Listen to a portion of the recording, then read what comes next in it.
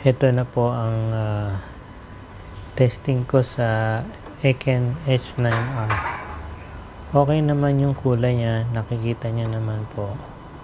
Maganda. Yung camera movement, pag wide angle, hindi siya halata. So, kahit wala siyang stabilizer, pwede na kung hindi ka naman magti-trail.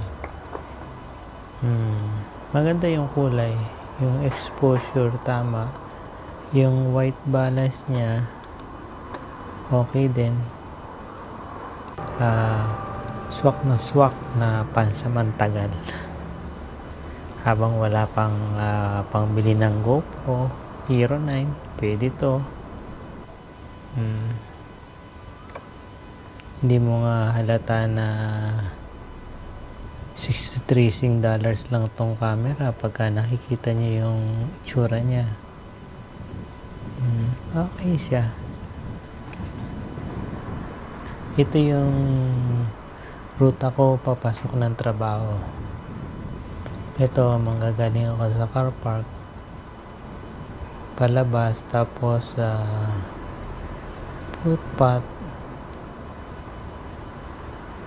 Okay siya, nagandahan ako sa resulta. Sa palagay ko yung magtatagal. Yung battery niya nasa mga 1 oras din.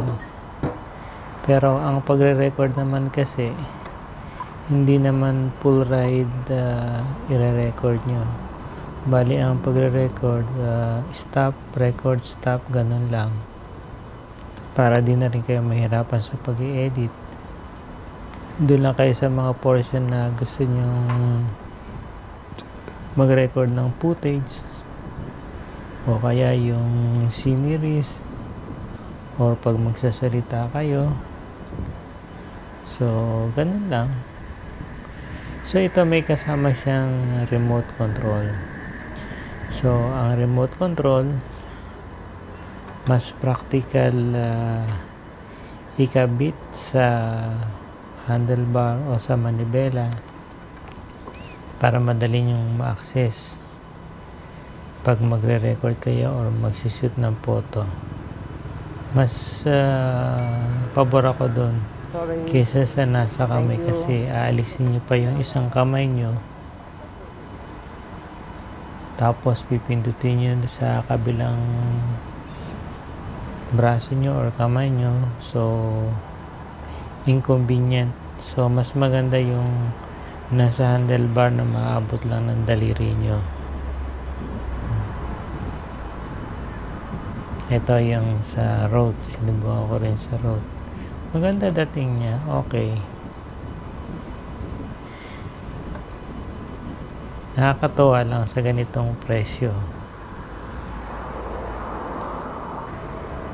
Ang ganda ng output. Ang susunod na record ko dito, yung pauwi naman, gabi na. So, makikita rin natin yung recordings niya sa gabi.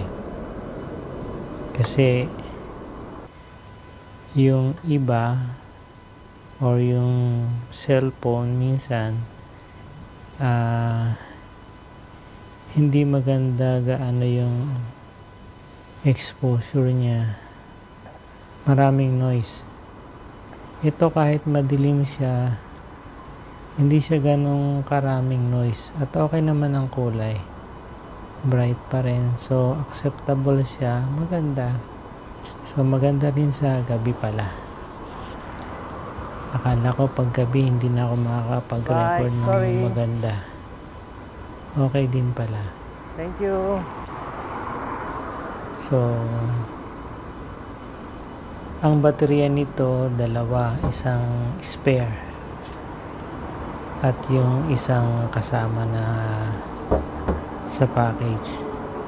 Ang nakuha kong option yung may remote. Marami siyang kasamang accessories, pero yung chest mount, wala siyang chest mount. So kayo ang bibili ng sarili niyong chest mount. Ito yung pauwi na galing sa trabaho.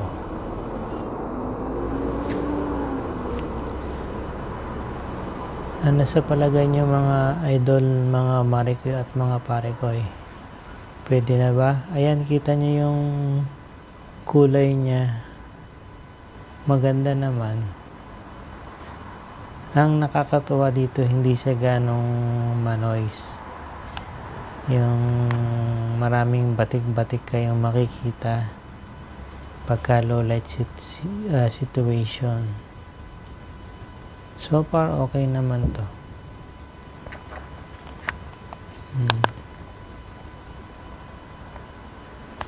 Nasa street ako nito. Street pa lang yan.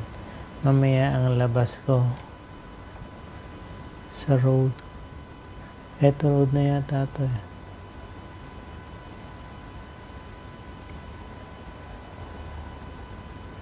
Eto road na to. Avenue. 12 Avenue.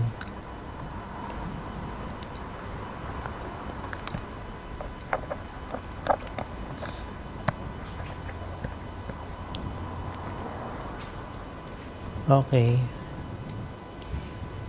Panoorin na lang natin hanggang doon sa stoplight. So dito medyo may kadiliman. Ito dito sa lugar ng stoplight medyo maliwanag.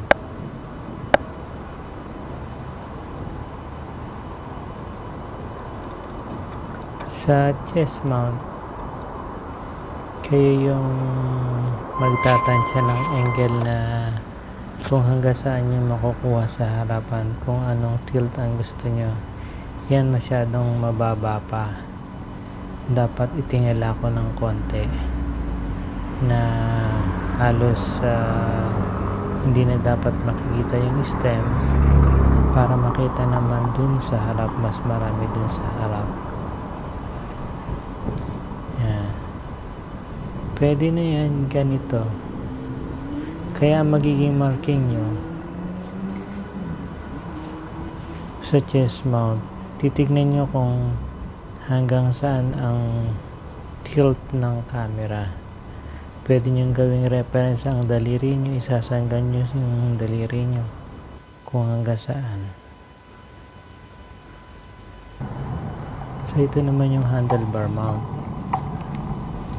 Sa handlebar mount, mas stable siya at mas smooth dahil ang galaw niya konti lang, hindi katulad sa Chestmount. Kasi sa Chestmount kasama yung paghinga nyo at pag pinabatak nyo yung manibela pag pumipidal kayo, hindi nyo lang napapansin. Pero doon hindi ako kumukha ng pwersa. Pag sa handlebar, hindi ganong magalaw.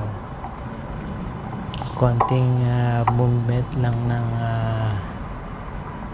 horizontal ba yan? Horizontal movement. Ayun, konti lang ng movement na ganon.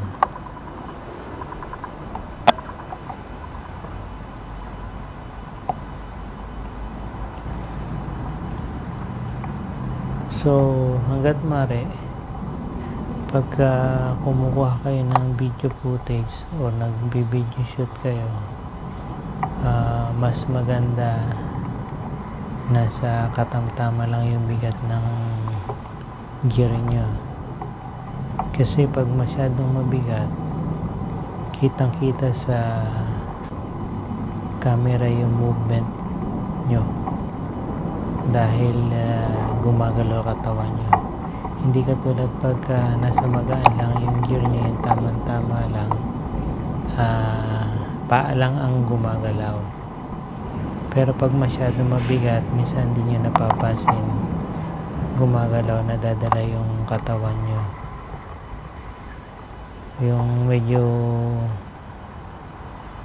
tumatabingi ang katawan nyo, din nyo napapansin.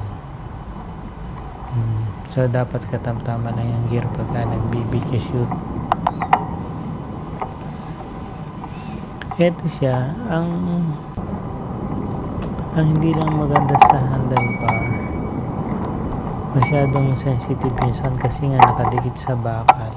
So lahat ng movement, lahat ng ingay na nanggagaling sa bakal o lahat ng nakadikit sa bakal, maririnig nyo. At isa pa, itong camera na to, wala siyang jack para sa mic. So doon lang talaga ka sa built-in mic. Pero sa presyo na $63, pwede na to. Hindi na natin kailangang maghanap nun.